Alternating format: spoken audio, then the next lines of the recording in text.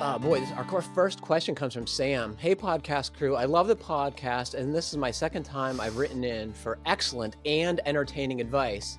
This question pertains to a coastal Maryland climate zone 4A home we bought 3 years ago and are currently renovating. I'm doing as much of the work as is possible, but there are some things I'm still kicking the dirt about.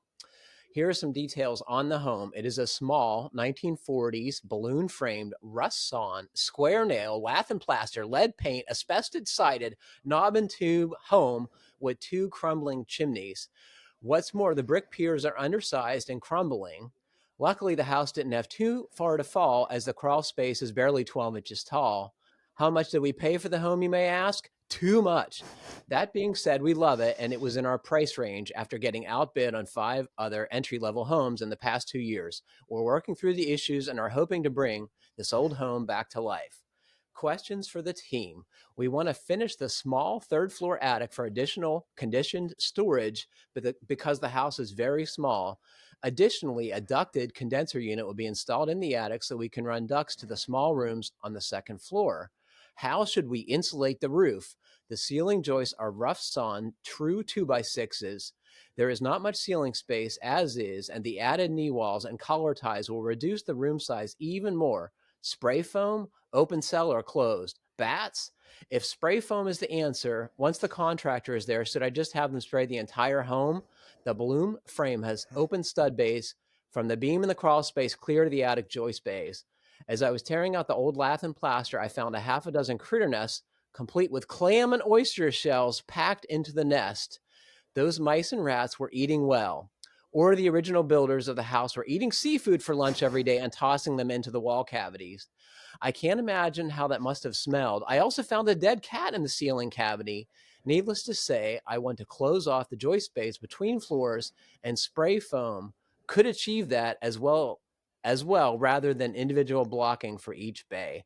We plan to raise our family in this house, and I'm very worried about spray foam off-gassing and causing unsafe living conditions for young ones. What would y'all suggest? Thanks again for the podcast, and keep up the great work. All right, team. So how should Sam insulate his attic and his balloon-framed house for additional living space? Ian, do you first want to explain what is balloon framed and then tell us what you think should be done? Sure. So balloon frame would be kind of a relic back from when we had fantastically straight and long lengths of lumber that we could build homes out of, and they would build the whole entire structure and then usually let in a cleat, and then you would set your floor joists for the second floor on that cleat, along with some bearing walls in between, and build your second floor inside of your fully framed box. So what that ends up giving you is a totally open stud cavity the whole height of the house from basement to attic. It's a precursor to platform framing. I was going to say this was what came before platform frame, but when we had commercial sawmills and tons of trees, right? Yeah. And that's like a Hall of Fame mummified cat that he found. I mean, that Mason Lord would have that thing framed in his office. That would be too good for the museum of dead critters that he has going. He'd have to display that. Is the answer spray foam in this house, Ian? I think the first question is he joking about the knob and tube, or does he still have some of it lurking around? Because before you fill those cavities with anything, man, you gotta take care of that electrical work. So if the dirt is all kicked around on that and you've moved on from your knob and tube, I would look at getting some kind of a cellulose contractor out there and seeing what they would need to do to blow those full. I think it'd be a better product. You wouldn't have the off gassing. It would give you a certain amount of, it'd give you a better vapor profile. So I think you'd be doing less irreversible damage to your wall assembly by using something like cellulose instead of spray foam in this case. Grant, as someone who would have to make a living doing this project, what would you want to do? I think I kind of lean on with Ian. I'd be looking at like a dense packed cellulose. or a rock wool. I'm a huge rock wool proponent in the walls specifically. The roof, it's interesting because I think what he describes is you're going to have a hard time. It looks, and from the pictures, it looks like there's not a lot of room there. So I think the question, though, also something for Sam to think about is, what are you going to be doing anything with the outside of the house via the cladding, or are you going to be redoing your roof at any time? If it's something where you're going to redo your roof, that opens up a lot of opportunities for different ways to do a cathedral assembly. Um, I'm not opposed to spray foam in the attic, specifically up against the roof deck, but I do think it's something he's going to have to really consider, because I know we had to remember, when we put, say, closed cell up against something, we had to think really about its drying potential from the other side, and if it's going to see excess moisture, because we don't want to see a rotted roof deck or something like that. I was thinking the geometry of Sam's house. It's a very simple gable roof. It is a perfect candidate for outsolation, which solves a bunch of problems. Although you have to tear off the roof, as you suggest, Grant, right? Yeah, and I was looking at the one picture. I mean, that's more maybe a follow up, or if Sam could let us know. Siding wise, it looks like it's maybe like an aluminum siding on there now, probably over an asbestos siding would be my guess. But roof wise, basic shingle roof, absolutely, that's where I would be leaning towards. A couple inches of outsolation, second roof deck, and then you could do a dense packed cellulose with like an Intello or something like that along the cavities, and you could really make a decent, really really do a lot to air seal the house. And like Ian said, not necessarily go down the route of spray foaming. What are you thinking? Is the outsolation a possibility here? I think it is if you were going to try and turn that into living space. If your plan is to just use it purely as storage, I think it might be a little bit overkill.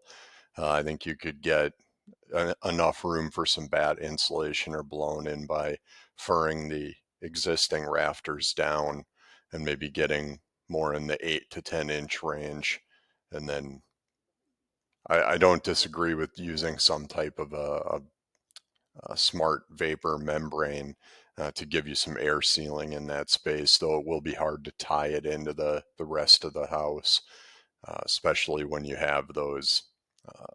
You're talking a third story now, so it is the tippy top of your balloon frame. I think that's going to be a pretty challenging spot. If he was going to go the spray foam route in any spot, I would maybe consider pulling up some of the floorboards in the attic and kind of sealing the top. I guess it's not really a band in this instance, but the top of that balloon framed wall where it intersects with your floor system might be worthwhile to spray foam that, even on the second floor if it's accessible in any spots. Like you said, Grant, if you were going to start removing any siding or doing any exterior work. I got to think that somebody with a blower door could help a lot here in deciding what to do For sure. with this house, and I think that would be a really good first step. I think a lot of times we see, we tighten up, like old houses. I think in a way, they last sometimes so long because they do, They're I think it's forgiving. Joe Stiebrick says, you have so much air movement and so much energy movement through them, it forgives errors. That would be the only thing caution with, I'd be personally probably not a proponent of spray foam in the entire house, just for the reason of, that has its own maybe drawbacks or penalties that it's something you need to think about ahead of time. You can't go back once you do that, right? It's like, you can. It's just really, really hard. Yeah, and very expensive. It's expensive to do it too, which is they were talking about buying an entry level house, so I'm guessing they don't have a bottomless budget to improve it. Now, am I correct in remembering that he said coastal Carolina? Did I have that right? Wasn't it Maryland? Maryland. Okay. Yeah. You get some cold weather there. It's not. And clams, apparently, in your stud cavities. Maybe they were insulating with crushed clamshells. It's probably whatever they had. Have you guys heard of eelgrass insulation? This is one of the early materials. Have you found this, Grant, in any of your builds? I have not personally, but I know a friend of mine, an electrician. His son actually built. I think it was either coastal Maryland or Delaware, so same type area. And they didn't have the clams and shells in the walls as insulation, but they were mixed into their plaster. Oh, Um, cool. so instead of like where I'm from, you have horsehair plaster. There you had, like clamshell plaster. Wow. I don't know how you would call that, but yeah, I think a lot of times it's what they had and what they had close. It's like some crazy stuff. You think about some of these really old houses, and you gotta think, man, that lumber didn't come from across the country. That came from probably a 10-mile radius. So. Totally. What's the grossest thing you guys have found in a house? This cat would, be among the top 10 of the weirdest things I've seen. Any other stories, Grant? Hmm. I mean, I've found some snakes. I know, and I don't like snakes, but I can't say like Ian said that is quite the mummified cat for sure. Yeah. That's top notch. Yeah. I should say one time I did find a rodent that had chewed into an electrical wire, and it was It was fried. interned in place. So yeah. But There's some gross stuff in old houses, no doubt.